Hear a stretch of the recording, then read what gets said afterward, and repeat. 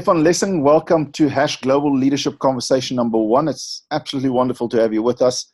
And of course, we're having a conversation around how to address the global leadership crisis that we find ourselves in amidst pockets of excellence, of course.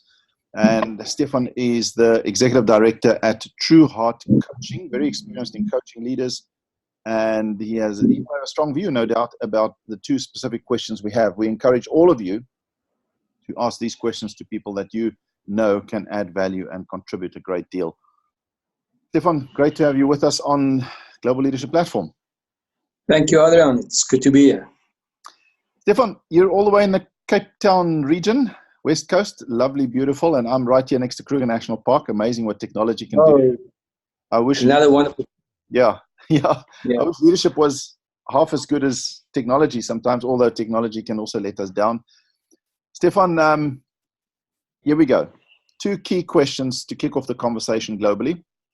And eventually we'll have Hash Global Leadership Conversation 2, depending on what comes out of these conversations, of which I've had a few now, and soon we'll launch them on social media, and they'll end up on the Global Leadership Platform for conversation. So the first question, what is the most important quality or attribute we need to develop, awaken, improve in leaders if we are going to turn around the current leadership crisis? So I'm going to try and keep it as short as possible, but we know leadership is influence, and influence is all about changing behavior. And any sustainable change, according to me, travels through the heart. So the one thing that I think leaders need to improve is to influence through the hearts of whoever they are leading.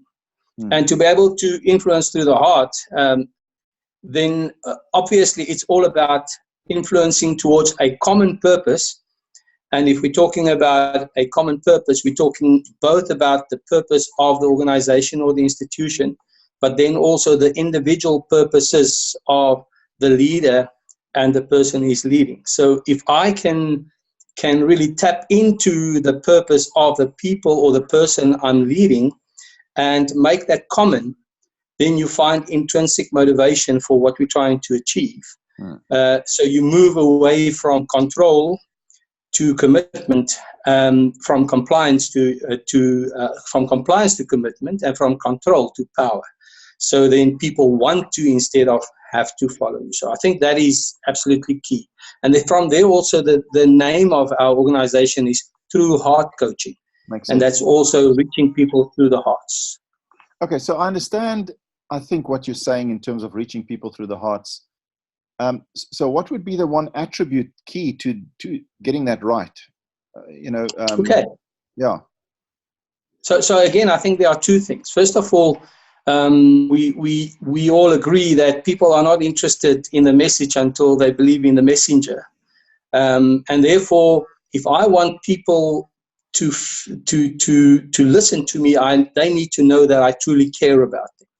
In other words, instead of getting people to feel that I care about them, I need to truly care about them. I think often leaders will say things and do things to get their team or the individuals or the groups of people they're leading to feel that they care about them.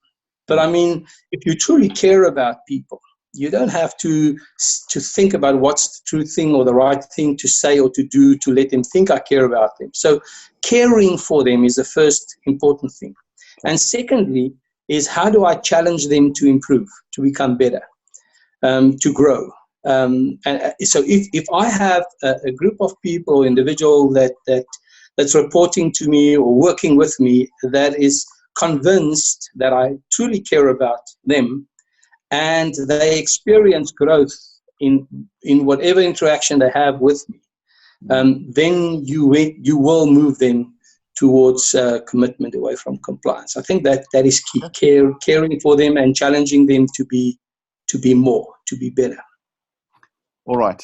So that's key for me. That makes a lot of sense. The second question is, how do we best develop or awaken or improve this quality or this attribute of being able to care for people and challenging them to develop and grow?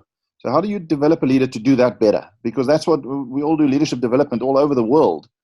And you're saying this is probably the key attribute or two key attributes. So when you take a bunch of leaders on a journey, I'm assuming this is at least two things you're trying to get out of them, to get to the surface. You know, Adrian, it boils down to exactly the same thing. So if I want a leader, that's part of the work that I do, is to get leaders to become more leaders like that. And without exception, if you work with a group of leaders or you have one-on-one executive coaching with a leader, the starting point is to connect. And if you want to connect, then it's all about trust. And trust have three components for me. So it comes from a foundation of trust. So the leader, first of all, needs to trust you as the individual who's trying to move them or to influence them to become better leaders. And that comes from a foundation of trust.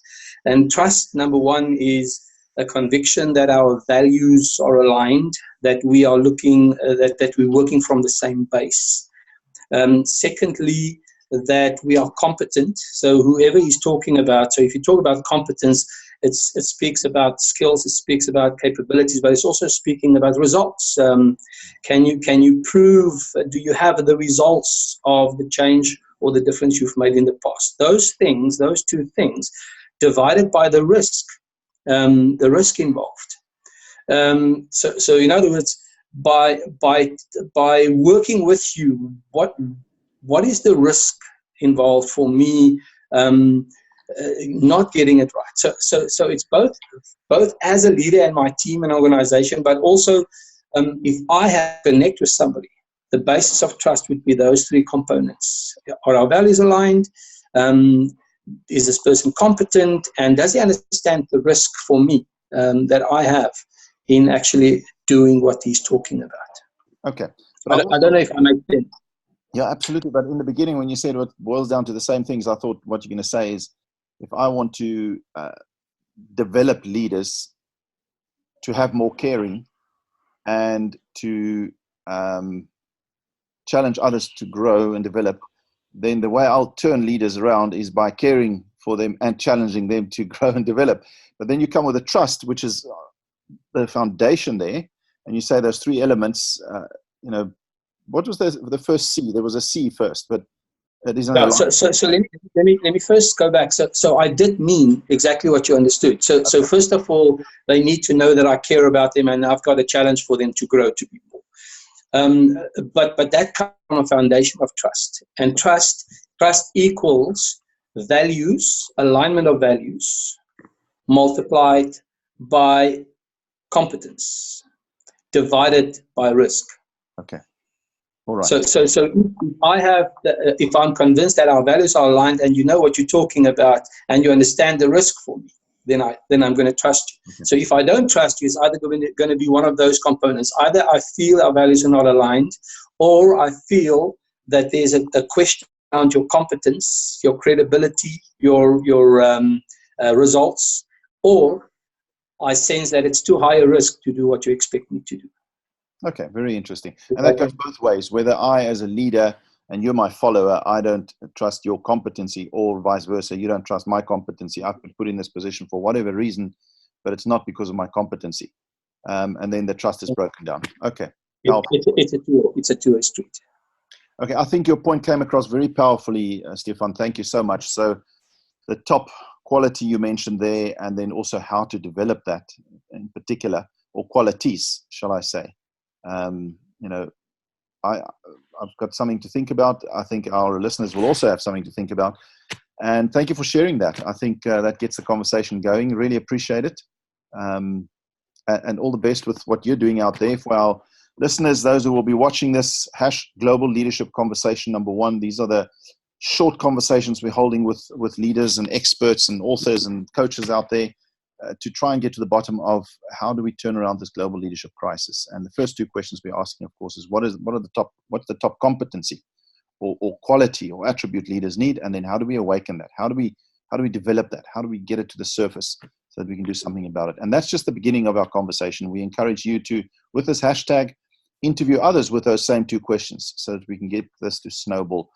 Stefan Lessing, thank you so much for joining us, and all the best with True Heart. What is it? Let me make sure. True Heart. Coaching, yeah. Throughout coaching. Okay. Yes. All happens through the heart. I mean, change can't happen if it doesn't do the 16 years.